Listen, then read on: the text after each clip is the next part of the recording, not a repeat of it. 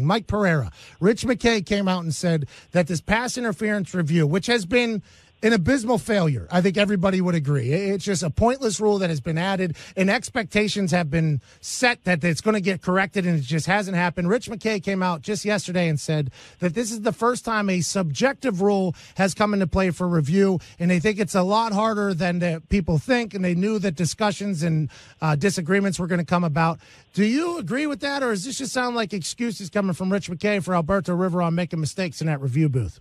Well, I don't believe that the statement is true. I mean, for one thing, you can't say that this is the first time that a subjective rule has come into play, into replay. My God, that's the way we set it up in 1999. It was all to be based on facts, grounds, lines, planes, period.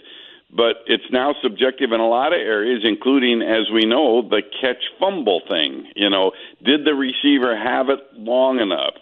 Replay, to me, had no business getting into that, but it did. And so we look at plays and say, well, he took 2 steps, but he had it long enough, even though the ball. We're looking at slow motion. We're going to change. Not the first time that we've gotten involved with subjectivity, but what it is. To me, we've taken something in this pass interference rule, and we've adopted a second standard, and that's the real problem with the rule here. You've got one standard, and that's the way the officials look at it on the field in real time, and then you have a second standard, which is how replay looks at it, and they look at it by saying, well, yeah, it's pass interference, but it doesn't rise to the level of what we're looking for in replay. We're trying to find something as big as Roby Coleman or whatever his name is from last year in the championship game, that big. And so this stretch of subjectivity has prety much every coach flummoxed. I really like to use that word, by the way. I sound kind of intellectual.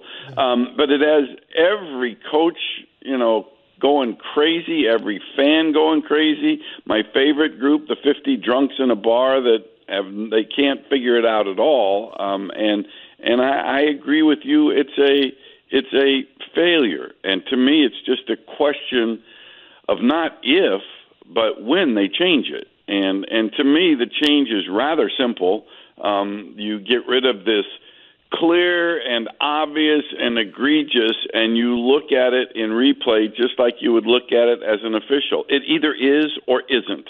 It doesn't have to be hugely egregious. It either is or isn't, and then every coach would understand that.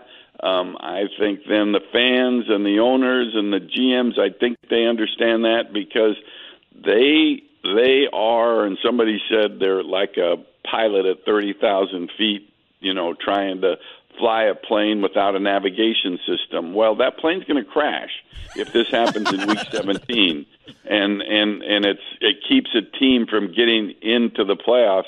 It's going to really crash if it happens in the Super Bowl, and a play happens and a pass interference play, and it doesn't get reviewed, and the league says, well, yeah, we knew it was pass interference, but it didn't rise to that level. It's going to change. It has to change, whether it's now coming out of this meeting or whether it's week 17 or the playoffs.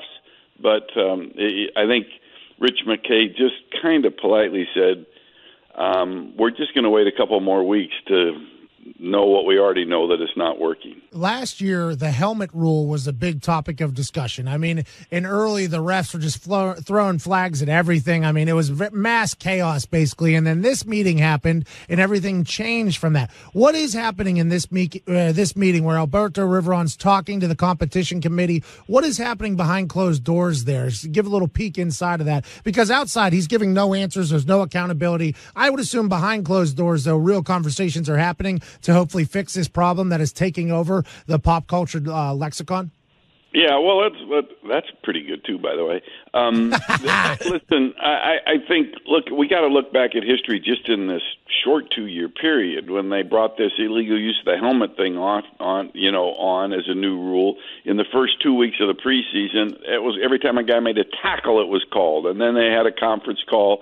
And then all of a sudden they said, you don't want this, don't want this. Hey, let's not overreact to this. And boom, the numbers fell off the cliff in week 3. And then than just last year. If you remember, Clay Matthews, come on, every time he took a breath on a quarterback, they called him for a landing with most of his body weight on top of the quarterback. And we had all these calls, and after week 2, conference call again, and we say we got to redirect this point of emphasis, and the numbers crashed off the board. This year, in the first 3 weeks, we had 179 holding calls because there was a point of emphasis on backside holding. It was ridiculous how many holding calls we had, with the officials doing what they were told to do, by the way. And then they had a conference call with the referees, and the committee was involved, and boom, now we've had in the last 3 weeks less holding calls than we had even last year. So adjustments can be made, and I'm sure that they're talking about that now. Can they make this adjustment?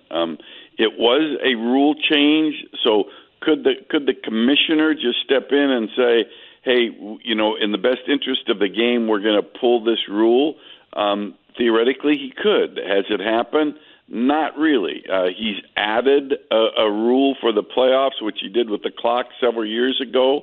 So there's powers to change things there, but I don't know for sure. I'm anxious to find out what the real conversation is. I mean, they're not liable to tell me, but you will be able to figure it out if we see the standard change beginning on Thursday night in Denver, where I'll be on Fox, Thursday Night Football. Okay, enough for the plugs. It's going to be interesting.